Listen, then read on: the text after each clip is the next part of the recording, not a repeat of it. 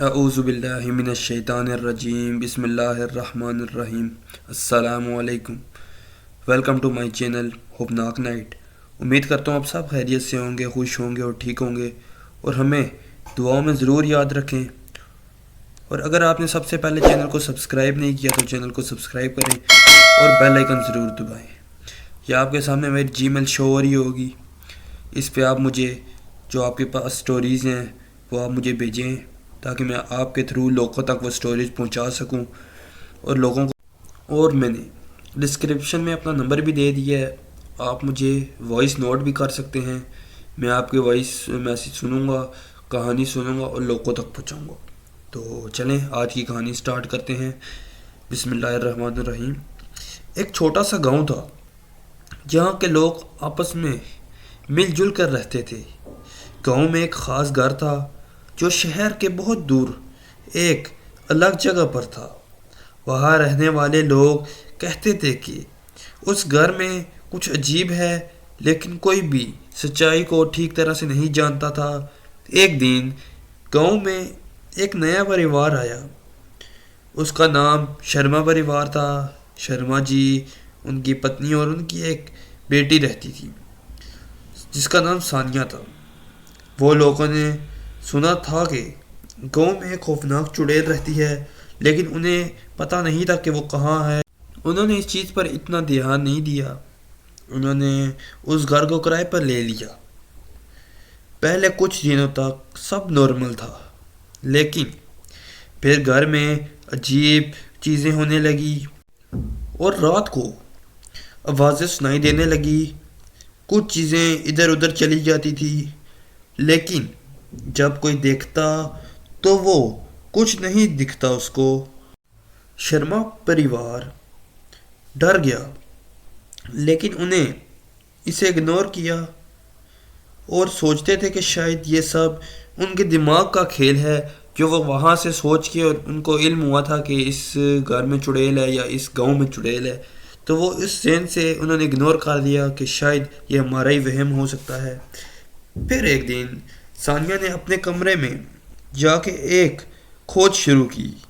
وہاں ایک پرانے الماری کے پیچھے گئی جس کا کوئی سیلون سے نہیں کھلا ہو گیا تھا۔ جب وہ الماری کھلی تو وہاں سے ایک عجیب سی کتاب ملی۔ اس میں لکھا تھا چڑیل کا گھر، جو سٹوری کا نام بھی ہے۔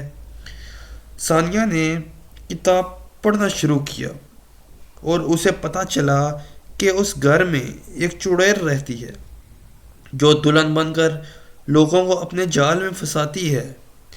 کتاب کے مطابق چڑیل رات کو بڑی سندر دلہن بن کر گھومتی ہے اور پھر کسی کو بھی نہیں چھوڑتی۔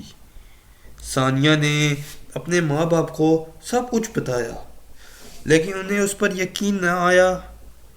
رات کو جب سب سو گئے تو ثانیہ نے سنا کہ کوئی کمرے کے اندر گھنٹی بجا رہا ہے۔ وہ ڈر کر اپنے کمرے کے باہر گئی اور دیکھا کہ ایک خوبصورت دلہن وہاں کھڑی ہے۔ دلہن نے ثانیہ کو اپنے ساتھ چلنے کو کہا۔ ثانیہ نے کتاب میں پڑھا تھا کہ اگر کوئی اس چڑیل کے ساتھ چلا گیا تو وہ واپس کبھی نہیں لوٹ کر آتا، لیکن ثانیہ نے ہمت کی اور دلہن کے ساتھ چلنے کو تیار ہو گئی۔ دلہن نے ثانیہ کو ایک عجیب سی جگہ لے گئی۔ ثانیہ بہت زیادہ ڈری ہوئی تھی، اس کو سمجھ نہیں آ رہا تھا کہ یہ کیا ہو رہا ہے۔ جس جگہ پہ وہ لے کے گئی وہاں ایسے لوگ تھے جو پہلے بھی چڑیل کے جال میں پھنس چکے تھے۔ ثانیہ سمجھ گئی تھی کہ دلہن ان سب کو اپنے بس میں کر کے ان کی روح لے لیتی ہے۔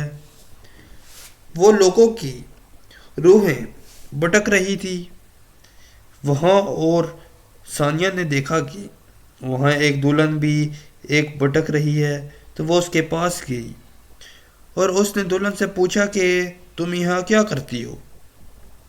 دلہن نے بتایا کہ اس نے اپنی دکھ بھری کہانی ثانیہ کو سنائی کہ میں خود بھی ایک دلہن تھی، لیکن میری شادی ادھوری رہ گئی، میں اکیلی رہ گئی اور اب یہ میرا گھر ہے۔ ثانیہ نے دلہن کی روح کو شانتی دلانے کا سوچا، کیونکہ وہ اب چڑیل کے قبضے میں تھی۔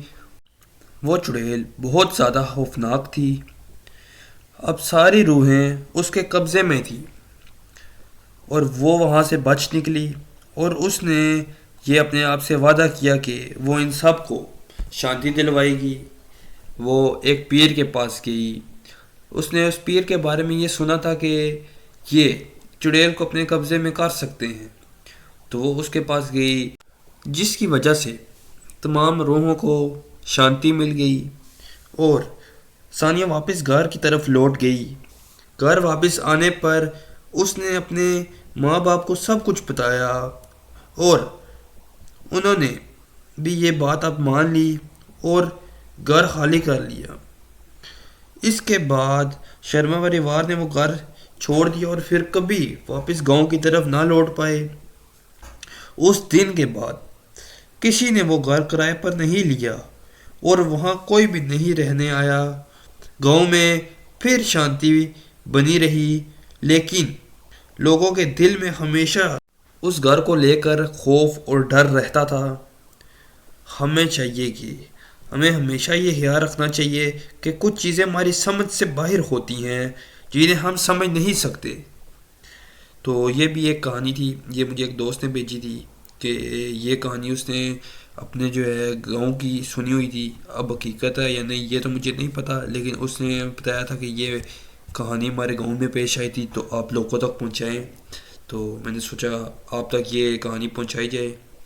اگر آپ کو کہانی پسند آئی ہے تو چینل کو لائک، سبسکرائب اور شیئر ضرور کریں تاکہ دوسرے لوگوں تک بھی یہ سٹوریز پہنچیں۔ اور چلیں نیکسٹ ویڈیو پہ ملتے ہیں، اپنا خیال رکھیں، اللہ حافظ۔